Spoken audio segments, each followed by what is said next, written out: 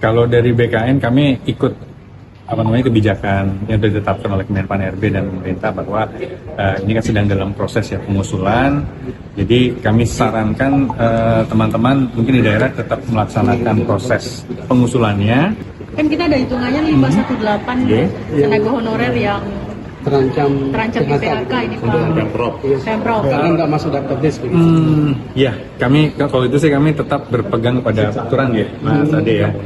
Mengenai yang ikut persyaratan bisa, kalau yang tidak memenuhi persyaratan ya terpaksa harus mencari pekerjaan lain. Atau ya tetap dipekerjakan tapi menggunakan sumber-sumber dana atau cara-cara rekrutmen yang sesuai dengan aturan yang berlaku. Masih boleh Alih daya, outsourcing, kan ada. Jadi jabatan-jabatan di luar jabatan ASN itu bisa. Jadi mereka bisa dipekerjakan sebagai cleaning service, sebagai satpam, sebagai pengemudi. Itu kan sebenarnya sudah keluar dari jabatan ASN. Itu bisa ada dua kemungkinan, antara PPNPN, pegawai pemerintah non pegawai negeri, atau dengan outsourcing. Itu jadi tetap bisa dipekerjakan. Kalau berdasarkan surat yang disebut tadi itu sumber pembiayaan itu dari mana aja? APBD aja tuh. APBD ya Pak. Itu aja Pak. Ya. Kita kan ada 518 nih calon tenaga honorer di PHK.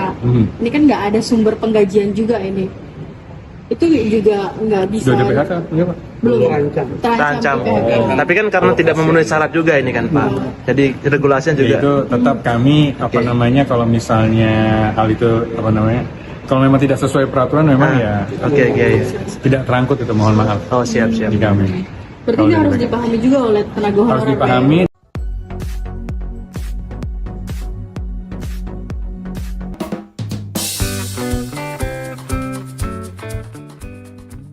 Cuplikan penjelasan dari pejabat BKN tadi pada khususnya ditujukan kepada 140.000 lebih ya non-ASN yang batal diusulkan menjadi P3K paruh waktu.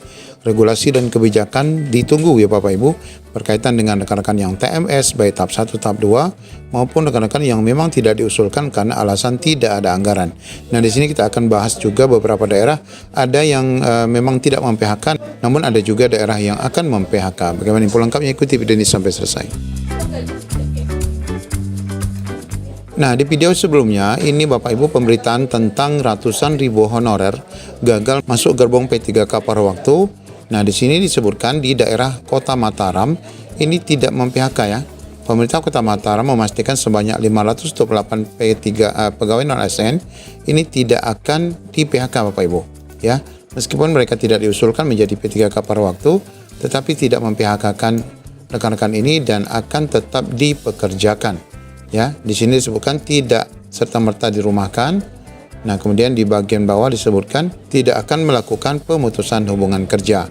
Nah, ini di Kota Mataram ya, Kota Mataram. Sedangkan di pemberitaan yang lain di pemerintah provinsi ya. Kalau tadi kotanya, kalau ini pemerintah provinsinya yaitu di NTB. Kalau tadi kota NTB, sekarang di Provinsi NTB, di mana sebanyak 518 honorer yang gagal paruh waktu ini bahkan untuk dijadikan outsourcing saja ini masih dipikir-pikir. Nah, Pemprov NTB ini yang kita maksudkan sebagaimana video cuplikan tadi, di mana disebutkan bahwa 518 tenaga non-ASN di NTB tidak bisa diusulkan. Ratusan honorer tersebut terancam PHK ya.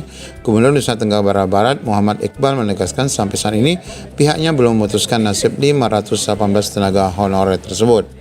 Bapak Ibu, ini kan kasusnya sama ya, rekan-rekan yang memang tidak bisa diusulkan karena anggaran ataupun memang misalnya tidak ada kebutuhan instansi katanya, dan bahkan Bapak Ibu ada juga yang sebelumnya dinyatakan gagal karena TMS ya.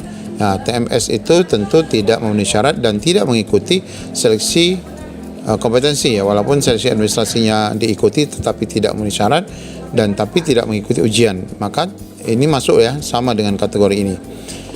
Kita di Pemprov NTB sedang membahas kebijakan yang terbaik, keputusan kita dalam minggu-minggu ini. Nah, ini ujar pejabat di Pemprov Mataram. Namun jelas tadi disampaikan oleh pejabat dari BKN bahwa bagi mereka Bapak Ibu yang memang tidak dapat diusulkan karena memang regulasinya tidak dapat menerima, diminta untuk mencari pekerjaan lain. Nah, yang jadi persoalan bahwa bukan hanya mereka yang TMS ya, ternyata rekan-rekan yang senior saja ya R3 tidak diusulkan ya di sini, sejumlah honorer senior tidak diusulkan P3K paruh waktu, ya ampun. Nah, ini adalah di Banjarbaru nih, Kalimantan Selatan, di mana mereka tidak diusulkan P3K paruh waktu. Sebagian mereka tidak diusulkan itu pun bahkan sudah bekerja 22 tahun. Mereka mengadukan ke DPRD Kota Banjarbaru pada Selasa kemarin. Ketua DPRD Banjarbaru Gusti Rizky Sukma Iskandar Putra menerima kedatangan tenaga honor senior yang terdiri dari pustakawan, tata usaha, hingga penjaga sekolah. Nah, Bapak Ibu, tentu saja dalam regulasi P3K paruh waktu ini sudah jelas ya, yang diangkat itu adalah yang juga mengikuti 2 kompetensi. Nah, bagi rekan-rekan yang sama sekali tidak mengikuti atau rekan-rekan yang masuk pada TMS, ini masih menunggu ya regulasi berkaitan dengan apakah mereka tetap akan dipekerjakan. Ya, kalau tadi mau dipekerjakan, mereka harus menggunakan outsourcing ya.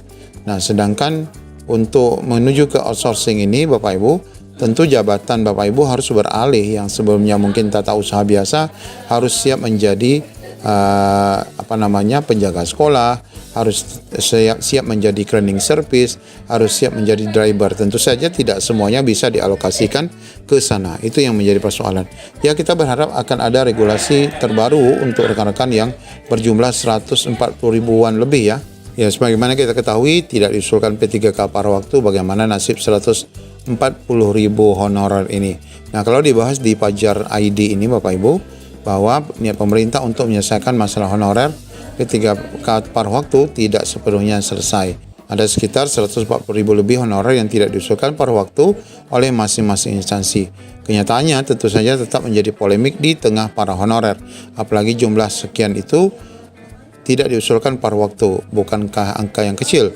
Karena mereka hampir 10% ya dari total potensi pegawai yang ada. Nah, ini sama juga yang pernah dibahas di CPNN ya. Nah, hingga saat ini pemerintah pusat memang belum memberikan solusi konkret. Kemenpan RB menyerahkan sepenuhnya kepada masing-masing daerah, di mana daerah memiliki 2 opsi. Ada instansi yang menyiapkan opsi pemutusan hubungan kerja atau PHK, ada juga yang menjamin tenaga tetap bekerja meskipun tidak masuk ke database P3K. Nah, inilah tergantung daripada kebijakan daerah. Seperti tadi Kota Mataram di NTB menegaskan 528 tidak akan di PHK tapi tetap terus bekerja. Semoga saja rekan-rekan yang mengalami nasib sama ya, yang masuk pada 140 ribuan ini memiliki Pemda yang nanti memiliki kebijakan yang pro kepada honorer ya. Artinya ya, walaupun rekan-rekan tidak disebut honorer lagi, tapi tetap diberdayakan bagaimanapun caranya sesuai dengan regulasi yang dibenarkan dalam aturan. Demikian, Assalamualaikum warahmatullahi wabarakatuh.